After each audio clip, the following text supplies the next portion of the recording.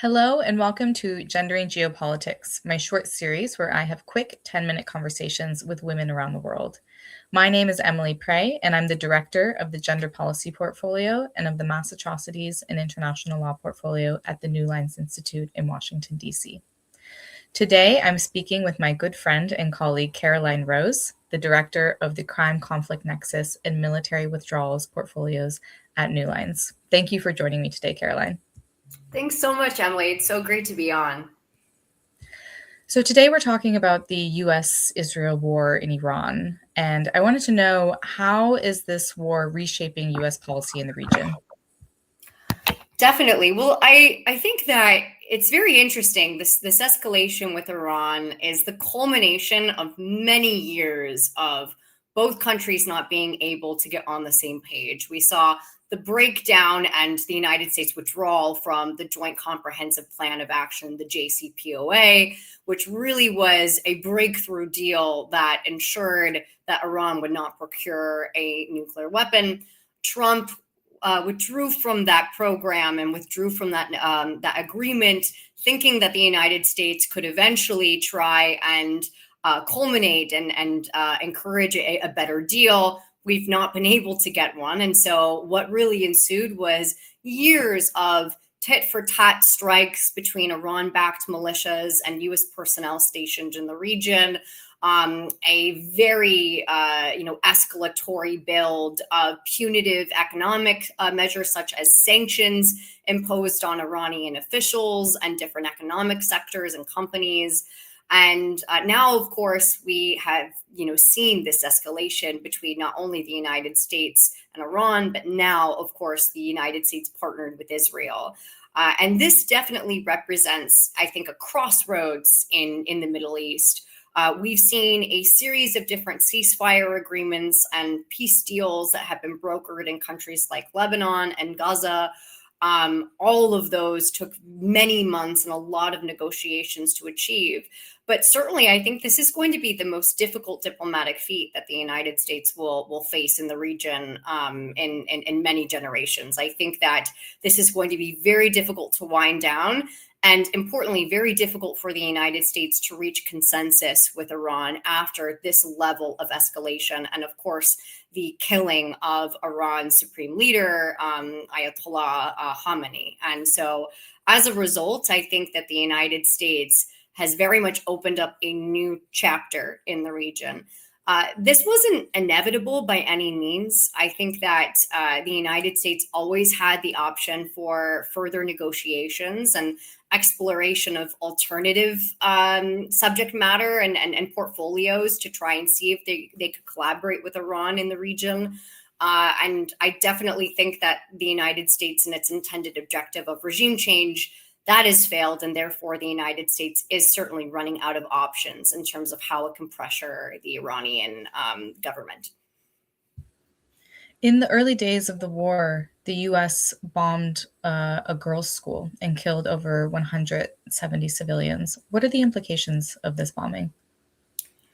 Yes, I think that there are many implications, and notably, just this week, there has been, I think, a revived debate about not only the strike, but also how the United States conducts war abroad and how it conducts these precision strikes that are supposed to be precise and they're supposed to hit military targets or in some cases even political leadership or military assets, and instead target civilians that are just completely caught in the crosshairs.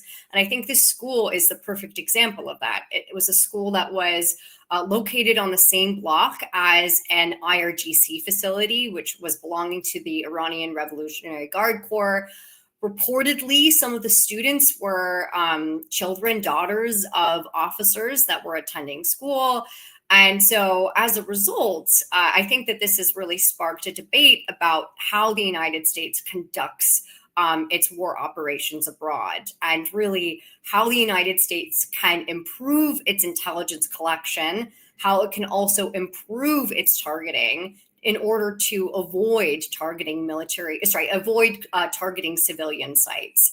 We've seen now many congressional offices and other key figures in American politics, and as well as leaders abroad. For example, Meloni from Italy, she has also commented on the United States strike against the school.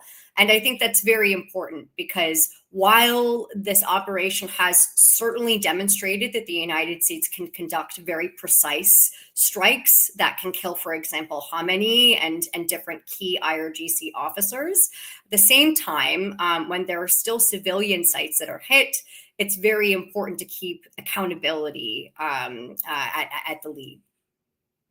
There very much seems to be a lack of care within this administration for the lives of civilians. And so, what does this war mean for the US more broadly, which used to ostensibly support human rights focused foreign policy in past administrations?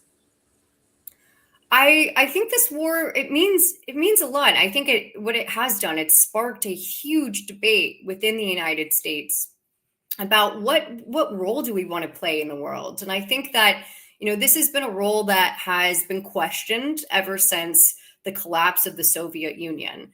After this Cold War, this Cold War competition with the USSR, where the United States had a very simplistic and a very clear role to play in the international system.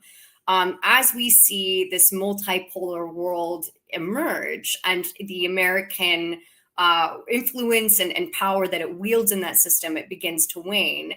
How can we reinvent this role? And I think that the Trump administration and its conduct, not only in Iran, but we've also seen, for example, the capture of Nicolas Maduro in Venezuela as an operation trying to achieve regime change. Earlier, at the end of 2025, we also saw Trump try and threaten to take over Greenland, or in some cases buy Greenland from the Danish government. And, all of these different examples show that the Trump administration very much is trying to reverse some of the basic rules of the international rules-based order. And in some cases, even Westphalian norms of territorial sovereignty and this expectation that countries will respect territorial sovereignty. So I think that many Americans are questioning this and also questioning what the true cost of war is. We've seen such an impact on the marketplace. We've seen an impact on many American families that are now mourning the loss of over what I believe now at this point is 7 American personnel that had been killed by Iranian strikes. And I think that a majority of the American population has shared the consensus that war is not worth it. And so likely we could potentially see a swing back not only to respecting the international rules-based order, but respect and also support behind principled American leadership and leadership in trying to encourage a more democratic, pluralistic system where the United States is a force multiplier rather than a disruptor. I completely agree with you. I think the American public is absolutely not supporting this war, especially when there has been such disjointed statements from Trump officials, and there's clearly no coherent or valid reason that the US joined and started this war. Do we think that we will see any accountability for the administration from Congress about this? I think it's coming. I think that as you mentioned, with recent pollings as well, we've seen that at least less than 47% of Americans support the war in Iran. And then some polls have even shown that under just 1/4 of Americans support the ongoing escalation in Iran.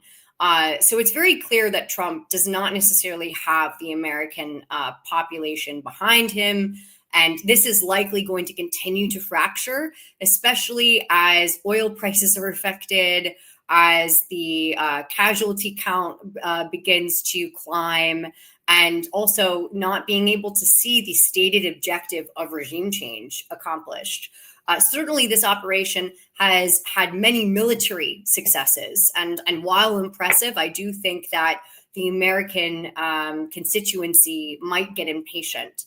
Now, one backstop that I think is really important to remember is, for example, the U.S. War Powers Act that essentially has a 60-day timer on how long the executive branch can wage a conflict, or in some cases something that could potentially become a long-term war. And after 60 days, essentially Congress is able to wield a choice in extending and continuing that conflict. We saw this, for example, with the Iraq War. Likely with this, I doubt that Congress will have a decisive vote in favor of continuing this war against Iran, given the fact that public opinion has been so fractured and will likely continue to. Only time will tell. Thank you so much, Caroline, for joining me on Gendering Geopolitics and for your time and for your insights today. Thanks so much, Emily. It was so great to be on.